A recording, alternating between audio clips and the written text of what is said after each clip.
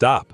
Look at the people around you, your coworkers, your friends, maybe even your family. You think they want you to win. You're wrong. They want you to do well, just never better than them. The moment you level up, the moment you buy that house or get that promotion, a silent alarm goes off in their lizard brain. They don't see your success.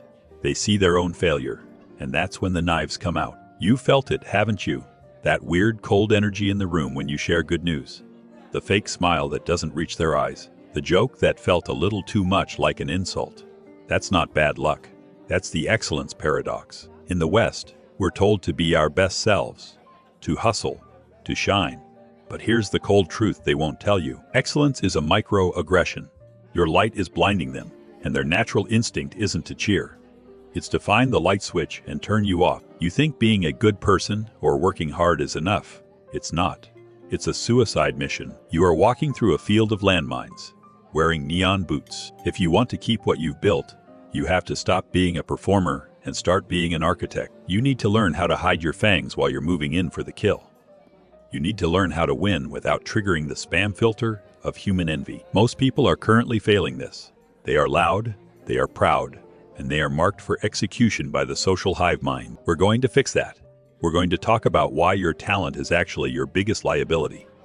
Let's look at the tall poppy syndrome. In Australia and the UK, they call it tall poppy syndrome. In the States, we just call it haters.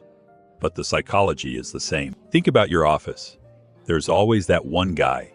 Let's call him Mark. Mark hits every KPI. Mark stays late. Mark brings organic donuts for the team. Mark is perfect. Do you like Mark?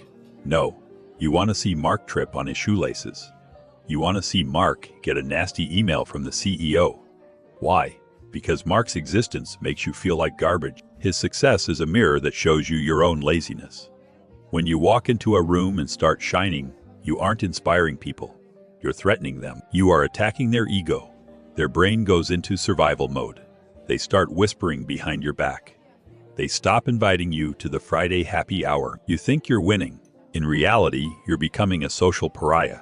Stop being a target. If you want to be successful and keep your friends, you need a shield. You need to learn the art of strategic vulnerability. Look at the big time CEOs or the A-list actors on 60 Minutes. Do they talk about how smart they are? Never. They talk about luck. They talk about being at the right place at the right time. They talk about their amazing team. They are lying. They know exactly how smart they are, but they also know that if they take 100% of the credit, the world will take 100% of the revenge. Here is your new rule. Weaponize your luck. Next time you crush a presentation or close a massive deal, and someone says, "Wow, you're a genius," don't say "I know." Don't even say thanks. Say this, "Man, I just got lucky. The stars aligned on this one. I was actually sweating bullets 10 minutes before we started." You just disarmed them. You turned their envy into relief. You're not a god anymore. You're just a lucky guy who got a break. They can handle that. It lets them sleep at night. Now, let's talk about the "we" filter. Most of you are broke. Not in your bank account, but in your social currency. You spend all day saying I think, I did, I want. Every time you say I, you're building a wall. You're telling the world, it's you versus them. Change the script. Use the word we. Imagine you're at a bar with your crew. You're the one who moved to the big city and made it. They stayed in the hometown. The tension is thick. They're waiting for you to act like a big shot. If you talk about your new Tesla, you're dead. If you talk about how we finally have a way to get around the city comfortably, or we really lucked out with the tech market this year, you've brought them into your circle. You aren't a stranger anymore. You're part of the tribe. You're giving them a piece of your win for free. It costs you nothing. It buys you everything. This isn't being fake. This is social stealth. You're flying under the radar so you can drop the payload later. But be careful. If you give too much, you become a doormat. And that leads us to the energy audit. So, you've learned to hide. You've learned to play the luck card. But let's go deeper. Let's talk about the shadows. Most of you are people pleasers. You think being nice is a strategy. You think if you give enough, sacrifice enough, and say yes to every overtime request at the office, people will love you. Wrong? They will eat you? This is the cost-benefit analysis of the soul. In your head, you're investing in the relationship. In their head, you're discounting your own value. If you're always available, you're cheap. If you're always helping, you're a tool. Humans don't value things that are free. We value things that are scarce. Look at the luxury market. A Rolex doesn't tell time better than your phone. It's valuable because not everyone can have one. When you break your own boundaries to fit in, you aren't building a bridge, you're building a doormat. And the psychological truth: people hate the person they exploit. It's a guilt reflex. To stop feeling bad about using you, their brain decides you're lesser. Stop the bleed. Set a price on your presence. If you don't respect your time, why should they? Start saying no without an excuse. An excuse is a permission slip. You don't need a permission slip to own your life. Now, let's talk about the mirror. Jung talked about the shadow, the dark side of your personality you try to hide. But guess what? Everyone else has one too. And the easiest way to make someone addicted to your presence is to reflect their ideal self back at them. Think about a first date or a job interview. You're nervous. You're trying to impress them. You're talking about your GPA or your gym routine. You're failing. The most powerful person in the room isn't the one talking. It's the one mirroring.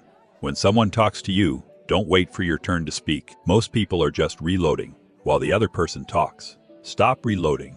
Listen for the emotion, not the words. If your boss is complaining about the new software, don't offer a solution. Don't be the fixer. That's annoying.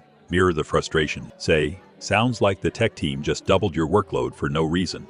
Watch their eyes. They'll widen. They'll lean in. Why? Because for the first time in their day, they aren't alone. You aren't a threat. You're a reflection. This is tactical empathy. It's not about being nice. It's about building a safe room where their ego can take off its armor. When people feel safe around you, they stop competing with you. They stop trying to cut you down. You've become a mirror. And people love nothing more than looking at themselves. But there's a final level to this game. You can't just reflect. You have to balance the scales. Let's talk about reciprocity debt. Here's the thing about reciprocity debt. Every relationship is a bank account. Most of you are overdrawn. You give, and give, thinking you're buying loyalty. You're not. You're buying resentment. There's a dark glitch in the human brain. We don't actually like people who do too much for us. It creates a debt the other person can't pay back, and nobody likes a debt collector. If you're always the one picking up the tab, always the one driving to their place, always the one saving them, you aren't their hero. You're their burden. To stop feeling guilty, they'll subconsciously find a reason to hate you. They'll call you controlling. They'll say you're showing off. They'll trash your reputation just to balance the scales in their own head. Stop being the nice guy. Stop being the fixed point. Instead, let them give to you. Ask for a small favor. Let them buy the coffee. Let them explain something to you. In psychology, this is the Ben Franklin effect. When someone does something for you, their brain has to justify it. They tell themselves, "I must really like this person. Otherwise, why would I be helping them?" Don't overwhelm the system. Keep the energy level. If they give an inch, you give an inch.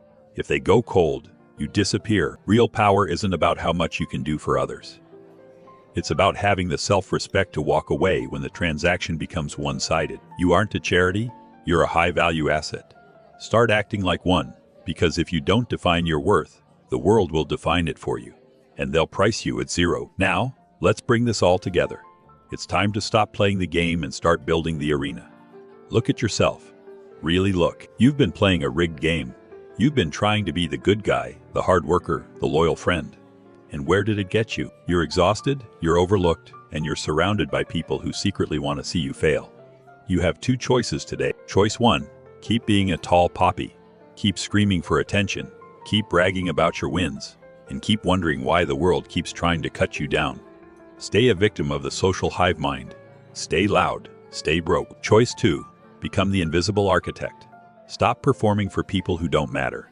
Hide your fangs. Use the luck shield. Use the mirror. Walk through the world with such control that nobody even knows you're competing. The masses want to be seen. The elite want to be felt. Most people will watch this, nod their heads, and go right back to being a doormat. They'll go back to the status rat race, begging for a like or a good job mark. Don't be most people. Stop trying to be right. Start being effective. Stop being the star of the show and start being the dark energy that moves the stars. The world is a theater, and most people are just unpaid extras. It's time you step behind the curtain. Remember, envy is the tax you pay on success, but only if you're stupid enough to let them see the receipt. Stop being a target. Start being a ghost. Wake up.